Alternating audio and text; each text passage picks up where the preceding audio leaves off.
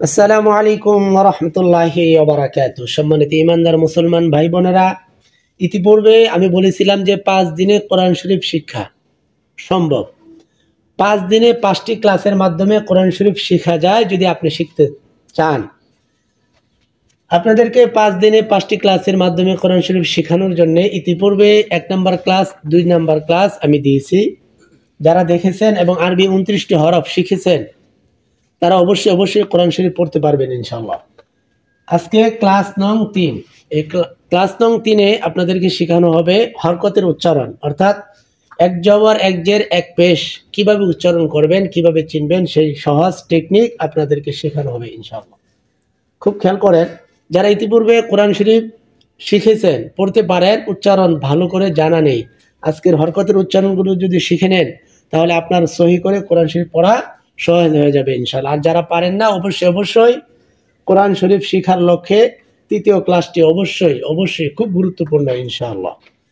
যে কোনো একটি হরফের উপরে হয়তো জবর হবে, না হয়তো জের হবে, না হয়তো পেশ হবে। দেখুন, আপনি যখন কোরআন শরীফ পড়বেন, শিখবেন, প্রত্যেকটা হরফের উপরে হয়তো লম্বা এরকম একটি জবর থাকবে, না হয়তো নিচে লম্বা একটি টান থাকবে জের, অথবা উপরে রুসুকার থাকবে, অর্থাৎ রুসুকারের মতো পেশ থাকবে। অর্থাৎ প্রত্যেকটা হরফের উপরে নিচে জবর, জের, পেশ, তিনটার যে কোনো একটা হবেই হবে। কোরআন শরীফ যখন পড়বেন প্রত্যেকটি হরফের উপরে নিচে হরকত দেওয়া আছে, হরকত থাকবেই। এই হরকতের উচ্চারণ কি হবে আমাদেরকে শিখতে হবে ইনশাআল্লাহ। তাহলে আসুন আমরা আগে এক জবরের উচ্চারণ শিখে নিই। হরকত বলা হয় এক জবর, এক জের, এক পেশকে হরকত বলে। এই কথাটা আগে মুখস্থ করবেন ইনশাআল্লাহ। এক জবর, উপরে থাকলে এক জবর, নিচে থাকলে এক জের, আর উপরে পেশ থাকে। এক জবর, এক জের, এক পেশকে হরকত বলে। এটা মুখস্থ করে নেবেন ইনশাআল্লাহ। তাহলে আগে আমরা জবরের উচ্চারণ শিখবো। জবর, হরফের উপর লম্বা টান যেটা, সেটাকে বলা হয় জবর। দেখুন, হরফের উপর লম্বা টান, এটা জবর। আমি উচ্চারণ বলে দিতেছি, আগে দিয়ে নি। তো আলিফ জবর আ, আলিফ জবর আ, আলিফ জবর আ, বা জবর বা, বা জবর বা, এভাবে বানান করে করে শিখতে হবে। তা জবর তা, সা জবর সা। এবার আপনি উচ্চারণ শিখবেন কিভাবে, এটার সাথে সাথে আপনাকে উচ্চারণ শিখতে হবে। আ, বা, তা, সা। আলিফ জবর আ, বা জবর বা, তা জবর তা, সা জবর সা।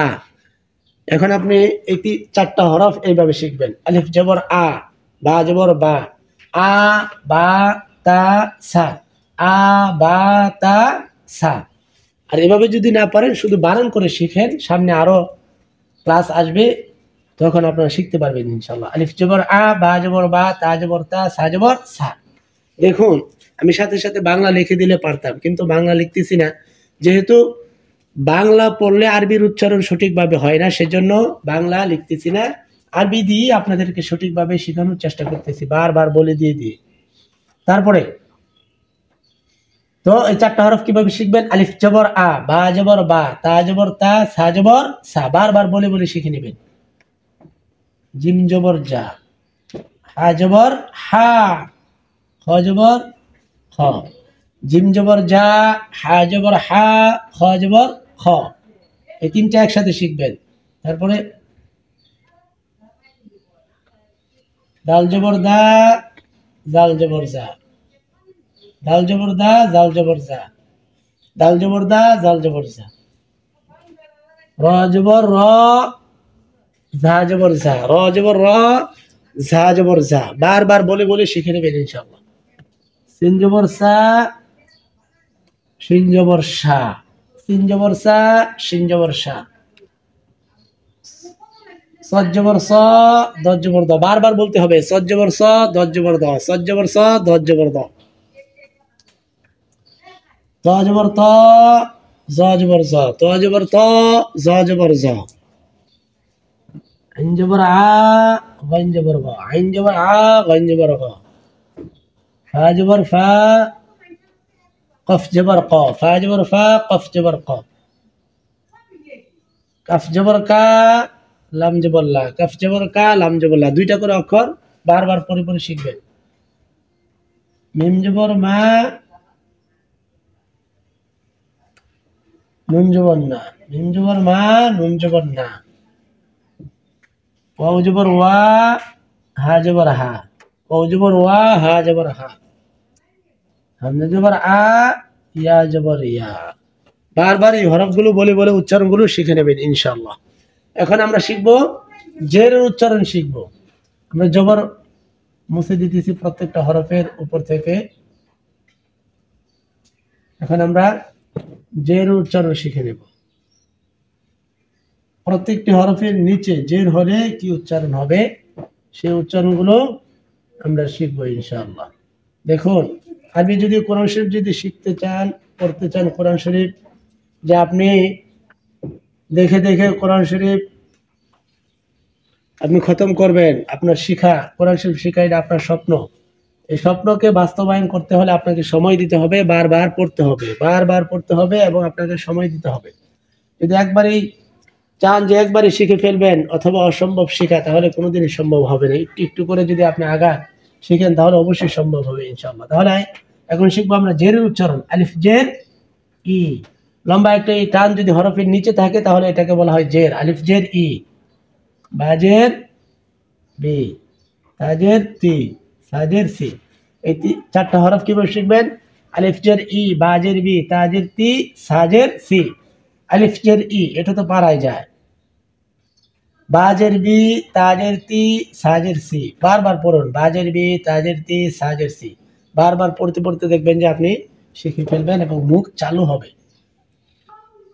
জিমজের জি, হাজের হি, হজের খি। জিমজের জি, হাজের হি, হজের খি। তারপরে দালজের দি, জালজের জি, দালজের দি, জালজের জি। রাজের রি, জাজের ঝি। তিনজের সি, সিনজের সি। এই দুইটা করে অক্ষর মিলা মিলা বারবার পড়তে হবে। সজ্জের সি, দজ্জের দি, সজ্জের সি, দজ্জের দি। আমি এখান থেকে আবার বলি, জিমজের জি, হাজের হি, খজের খি। তিনটা একসাথে পড়বেন। দালজের দি, জালজের জি, এই দুটো একসাথে বারবার পড়বেন। রজের রি, জাজের জি, রজের রি, জাজের ঝি। সিনজের সি, সিনজের সি। সজ্জের সি, দজ্জের দি, তজের তি, জজের জি, তজের তি, জজের জি। আইনজের আই, গঞ্জের কি, আইনজের আই, গঞ্জের কি। ফাজের ফি, কফজের কি, ফাজের ফি, কফজের কি। কাফজের কি, লামজের লি, কাফজের কি, লামজের লি। মিমজের মি, নুনজের নি, মিমজের মি, নুনজের নি। ওয়াজের উই, হাজের হি, ওয়াজের উই, হাজের হি। হামজাজের ই, ইয়াজের ই, হামজাজের ই, ইয়াজের ই। হচ্ছে এক জেরের উচ্চারণ। এগুলো বারবার পরে পরে আমাদেরকে শিখতে হবে ইনশাআল্লাহ। তাহলে জের আমরা মুছে দেই। এবার আমরা পেশের উচ্চারণ শিখব। পেশের উচ্চারণ আমরা শিখে নেব ইনশাআল্লাহ। একটি হরফের উপরে পেশ হলে কি উচ্চারণ হয়, জবর হলে কি উচ্চারণ হয়, জের হলে কি উচ্চারণ হয়, এইগুলো আপনাদেরকে খুব খেয়াল করে করে শিখতে হবে। তো পেশ হলে আলিফ পেশ উ, বা পেশ বু, তা পেশ তু, সা পেশ সু। তো বারবার পড়তে হবে আলিফ পেশ উ, আলিফ পেশ উ, আলিফ, আলিফ, আলিফ পেশ উ, আলিফ পেশ উ, বা পেশ বু, বা পেশ বু, তা পেশ তু, সা পেশ সু। এই তিনটা বারবার পড়তে হবে, বা পেশ বু, তা পেশ তু, সা পেশ সু। জিম পেশ জু, হা পেশ হু, খ পেশ হু। জিম পেশ জু, হা পেশ হু, খ পেশ হু। জিম পেশ জু, হা পেশ হু, খ পেশ হু।